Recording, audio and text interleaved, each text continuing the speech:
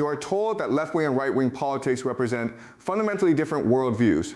What if I told you that both sides secretly push globalization? This sounds logical, because political parties appear to disagree on major issues. But something's wrong when opposing parties implement identical international policies consistently. Most voters believe choosing between left and right creates meaningful political change over time. Why do different political parties end up supporting the same global trade agreements? Political opposition appears real because parties fight publicly over social and cultural issues. But what if these fights distract from their shared commitment to globalization? Think about the last election, where you voted for real change. Did the winning party actually reverse any major globalization policies from predecessors? The political theater operates by creating fake opposition while advancing shared globalist agendas.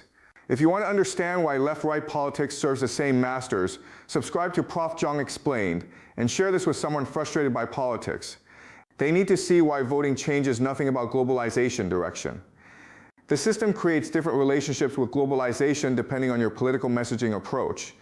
When we say political opposition, we mean different rhetoric about identical policies.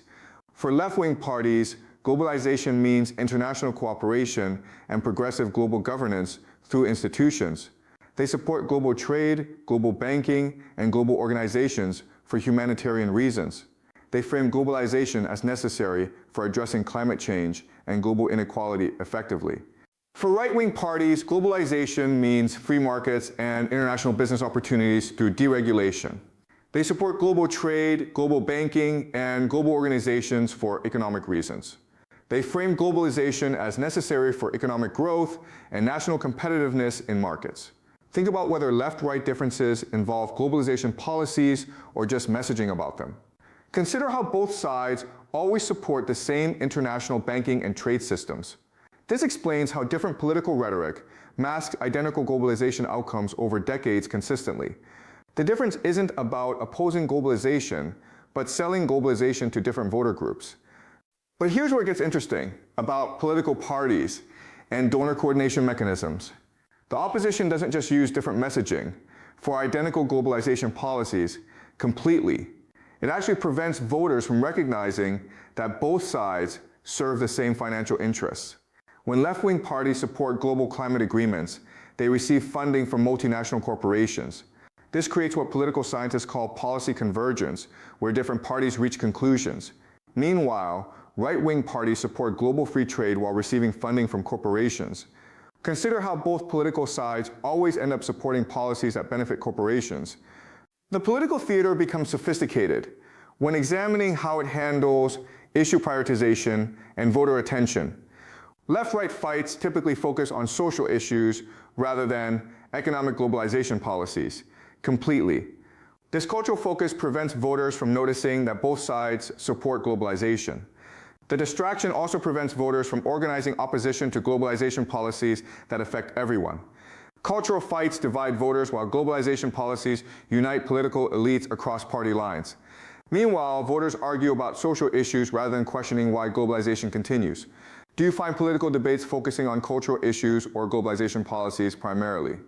What happens when you try to discuss international banking with partisan political supporters?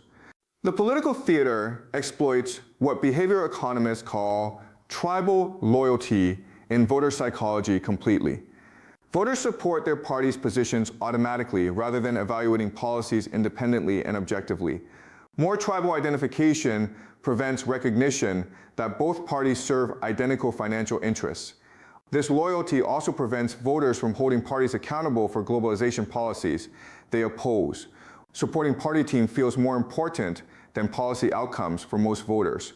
Meanwhile, political elites understand that voter loyalty provides cover for unpopular globalization.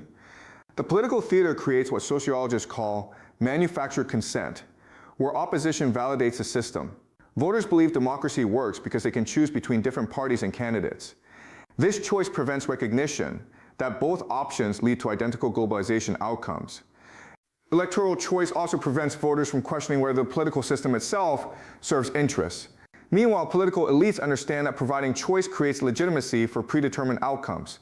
They can implement globalization while maintaining democratic appearances through elections. The political theater creates policy continuity where globalization advances regardless of election results. Left-wing governments continue right-wing globalization policies and vice versa without major changes. This continuity prevents voters from connecting elections to actual policy outcomes.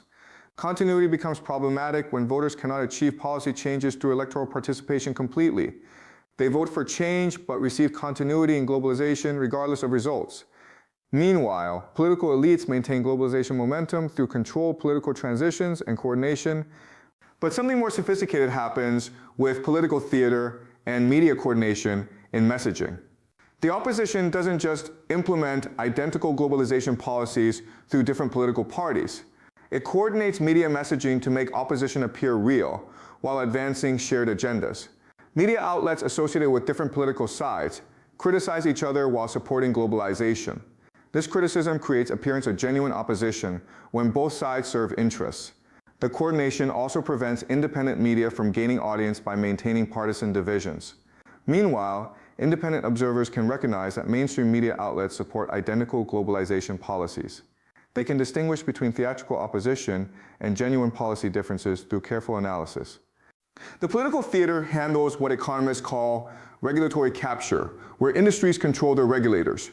Both left-wing and right-wing parties receive funding from industries they regulate. This capture prevents meaningful regulation regardless of which party controls government. Industry influence also ensures that both parties support globalization policies that benefit donors. Meanwhile, voters believe they are choosing between different approaches to business regulation. They cannot achieve regulatory reform through electoral participation because both options serve industries. The political theater also exploits what psychologists call confirmation bias in information processing patterns. Voters seek information that confirms their existing political beliefs rather than evaluating policies. This bias prevents recognition that both parties implement identical globalization policies over time. Bias also prevents voters from learning about globalization policies that contradict their expectations. Meanwhile, political elites can implement unpopular policies while maintaining voter support through messaging. They can advance globalization while voters focus on partisan identity rather than results. But there's something even more sophisticated happening with political theater and international coordination. The opposition doesn't just coordinate domestically between left-right parties within single countries completely. It coordinates internationally between different countries to implement global policies through cooperation. International political coordination ensures that globalization advances simultaneously across multiple countries, regardless of elections. This coordination prevents voters in any single country from escaping globalization through politics. The synchronization also makes globalization appear inevitable rather than chosen by political elites. Meanwhile, voters in different countries believe their political systems operate independently when coordination. They cannot recognize international policy coordination because they focus on domestic political theater. The political theater addresses what political scientists call democratic deficit, where voters cannot influence policy. Electoral participation provides feeling of political influence without actual power over globalization outcomes. This deficit prevents voters from recognizing that democracy has been captured by interests. Deficit also prevents voters from developing alternative political strategies that might challenge globalization effectively. Meanwhile, political elites maintain democratic legitimacy while implementing policies that voters cannot influence. They can govern without consent by maintaining appearance of democratic participation. The political theater also exploits what economists call policy laundering, where unpopular policies get international. Domestic political parties can claim they support globalization policies because of agreements. This laundering prevents voters from holding domestic politicians accountable for globalization outcomes directly. International laundering also prevents voters from understanding that globalization results from domestic political choices. Meanwhile, political elites can implement unpopular policies while claiming external constraints require compliance. They can avoid accountability by blaming international obligations for domestic policy failures. But perhaps most insidious involves how political theater affects voter political efficacy and engagement. Voters who participate in electoral politics while achieving no policy changes eventually become. This cynicism prevents them from developing effective strategies for challenging globalization through organization. Theater also creates what political scientists call learned helplessness, where voters accept globalization inevitability. Voters believe they cannot influence globalization because electoral participation produces no changes. Meanwhile, political elites benefit from voter disengagement because it reduces pressure for change. The political theater creates issue deflection, where attention focuses on divisive social rather. Voters argue about cultural issues, while globalization advances without public discussion or debate. This deflection prevents coalition building that might challenge globalization policies across party lines. Meanwhile, political elites can implement globalization while voters remain distracted by cultural conflicts. They can advance economic policies that affect everyone while maintaining political divisions through issues.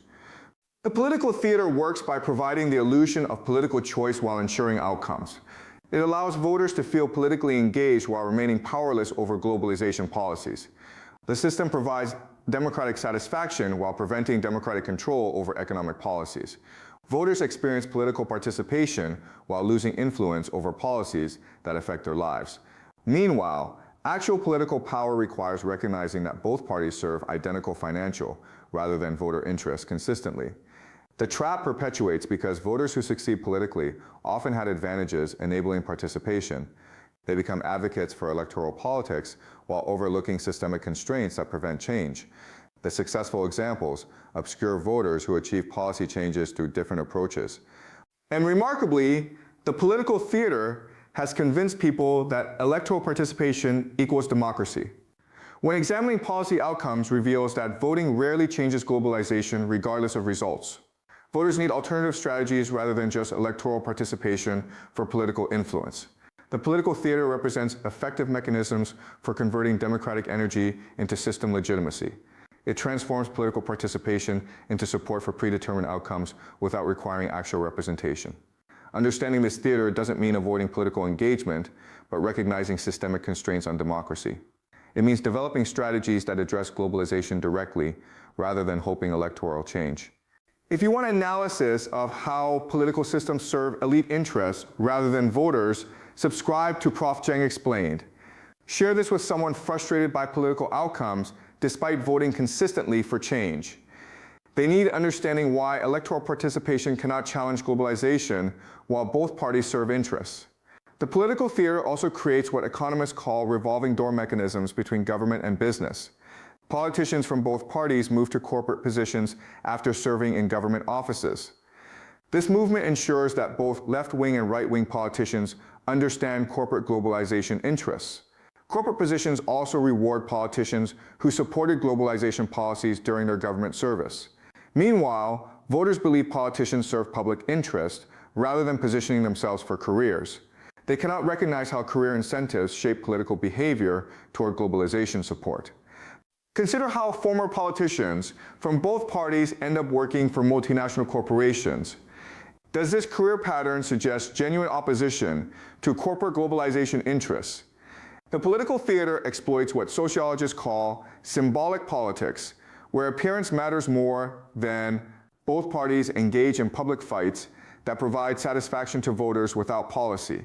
This symbolism prevents voters from focusing on actual globalization policies that affect outcomes. Symbolic battles also exhaust voter attention and energy on issues that don't globalization.